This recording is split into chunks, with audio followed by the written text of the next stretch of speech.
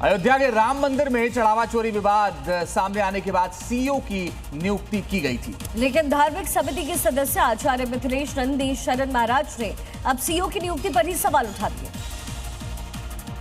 आचार्य मिथिलेश नंदिनी शरण ने कहा कि केवल प्रशासनिक और प्रबंधन में एक्सपर्ट व्यक्ति मंदिर की व्यवस्था संभाल सकता है, लेकिन उसकी निष्ठा भगवान के प्रति कम और प्रशासनिक व्यवस्था के प्रति अधिक हो सकती है। आचार्य ने आगे कहा कि वो राम मंदिर में सीईओ की नियुक्ति का विरोध नहीं कर रहे हैं, क्योंकि देश के अधिकांश मंदिर में इसी तरह की व्यवस्था की गई है। मंदिरों को सीईओ के द्वारा चलाया नहीं जाना चाहिए, ये पद्धति नहीं है। मंदिर चलाने में उनके पास ही व्यवस्थाओं के अधिकार होने चाहिए जो भगवाननिष्ठ हैं, जो मंदिरों से निर्मित हुए हैं, जिन्हें आश्रमों में रहने का अवसर मिला है। वही राम मंदिर व्यवस्थाओं में कई बदलाव, पुजारी कर्मकांड नहीं करेंगे, ये बड़ा फैसला लिया गया है। पुजारियों के आधे बाल पर भी रोक लग गई है। बाल बढ़ाने होंगे या मुंडवाना होगा। निगरानी 9 सदस्यीय संत समिति बनेगी जो रामलला की दैनिक पूजा पद्धति की निगरानी करेगी। राम मंदिर ट्रस्ट के कोषाध्यक्ष गोविंद देव गिरी की बैठक में ये अहम फैसले लिए गए। अयोध्या के राम मंदिर में धार्मिक व्यवस्था, पुजारियों के आचार विचार और चढ़ावा प्रबंधन को अधिक पारदर्शी और अनुशासित बनाने के लिए कई नियमों में बदलाव किया गया है। बैठक में तय किया गया है कि राम मंदिर के पुजारी कर्मकांड नहीं करेंगे। पुजारियों को अपना सिर ढकना होगा, बाल आधे नहीं होंगे, या तो बढ़ाने होंगे या मुंडवाना होगा। 9 सदस्यीय संत समिति भी बनाई गई है जो पुजारियों के प्रशिक्षण, आचरण, ड्रेस कोड और रामलला की पूजा पद्धति की निगरानी करेगी। और संसद के मानसून सत्र का ये आखिरी हफ्ता है। सत्र में काम के अब सिर्फ 4 दिन ही बचे हुए हैं, यानी सत्ता पक्ष और विपक्ष में इस समय गतिरोध लगातार देखने को मिला। ये जो गतिरोध है वो आज भी बरकरार रहने की उम्मीद है। कि कहा जा रहा है कि आज भी संसद में हंगामा हो सकता है। ये आसार विपक्ष संसद में हंगामा कर सकता है। कांग्रेस ने अपने सांसदों को मौजूद रहने को कहा है। या 10, 11 और 12 को मौजूद रहने के लिए कहा गया है। FCRA बिल का विरोध कर रही है कांग्रेस। मानसून सत्र के आखिरी बचे 4 दिन में संसद के सुचारू संचालन को लेकर सवाल खड़े हो गए हैं। अब तक दोनों सदनों में चर्चा से ज्यादा हंगामा देखने को मिला है। विपक्ष राहुल गांधी के नेतृत्व में अमित शाह के जवाब के साथ परिसीमन बिल, महिला आरक्षण, चढ़ावा चोरी और FCRA जैसे मुद्दों पर सरकार को घेर रहा है। छात्रों के मुद्दे के बाद राहुल गांधी ने इथेनॉल का मामला भी उठाया है। ऐसे में आज सदन की कार्यवाही शुरू होने पर इथेनॉल समेत दूसरे मुद्दों के गूंजने की आसार है। बड़ा सवाल है कि सरकार और विपक्ष के बीच गतिरोध खत्म होगा या बाकी 4 दिन भी हंगामे की भेंट चढ़ेंगे। इस बीच बड़ी जानकारी आपको दे दें, लोकसभा में आज 4 बिल पेश होने हैं। केरल का नाम बदलने वाला बिल पेश होगा। ट्रिब्यूनल्स रिफॉर्म्स बिल भी पेश होने जा रहा है। इसके साथ ही माइंस एंड मिनरल संशोधन बिल पेश होगा। NCDC यानी नेशनल कोऑपरेटिव कॉर्पोरेशन एक्ट में संशोधन का प्रस्ताव है। राज्यसभा में बैंकर्स बुक्स बिल पर भी चर्चा होनी है।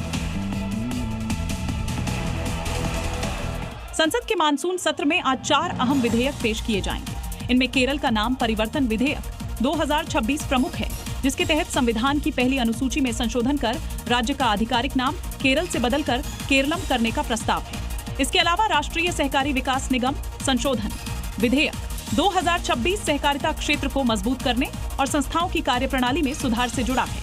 ट्रिब्यूनल सुधार विधेयक 2026 में अध्यक्षों और सदस्यों की नियुक्ति, चयन और कार्यकाल के नियमों में एकरूपता का प्रस्ताव है। वहीं खान और खनिज विकास और विनियमन संशोधन विधेयक 2026 के जरिए खनन क्षेत्र में प्राइवेट निवेश और अहम खनिजों की खोज को बढ़ावा देने का प्रयास किया जाएगा। राम मंदिर चंदे को लेकर आज दिल्ली में संतों का बड़ा मार्च है। 500 संत मंडी हाउस से प्रधानमंत्री आवास की ओर कूच कर रहे हैं। संतों ने राम मंदिर चंदे में कथित गड़बड़ी और चोरी के आरोपों की निष्पक्ष जांच की मांग उठाई। राम मंदिर से चंदा चोरी के आरोपों की निष्पक्ष और उच्च स्तरीय जांच की मांग को लेकर आज करीब 500 साधु संत दिल्ली में मार्च करेंगे। कंप्यूटर बाबा और प्रकाशानंद गिरी महाराज के नेतृत्व में ये मार्च सुबह 11 बजे दिल्ली के मंडी हाउस के पास नेपाल एम्बेसी से प्रधानमंत्री आवास की ओर निकलेगा। संत महंत मामले की निष्पक्ष जांच की मांग को लेकर प्रधानमंत्री मोदी के नाम ज्ञापन सौंपने की कोशिश करेंगे। मार्च के शांतिपूर्ण रहने का दावा किया गया है। वहीं दिल्ली में आज सियासी हलचल का सोमवार है। प्रधानमंत्री मोदी से मिलेगा एनसीपी शरद गुट। शरद गुट के 8 सांसद प्रधानमंत्री से मिलेंगे। मुलाकात को लेकर सियासी अटकलें बेहद तेज हैं और ये मुलाकात भी बेहद अहम होने वाली है।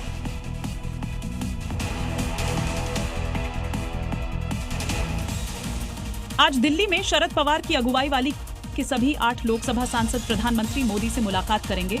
सुबह 11 बजे होने वाली इस बैठक का नेतृत्व बारामती की सांसद और पार्टी की कार्यकारी अध्यक्ष सुप्रिया सुले करेंगी। प्रतिनिधिमंडल महाराष्ट्र से जुड़े विकास कार्यों और क्षेत्रीय मुद्दों पर प्रधानमंत्री से चर्चा करेगा।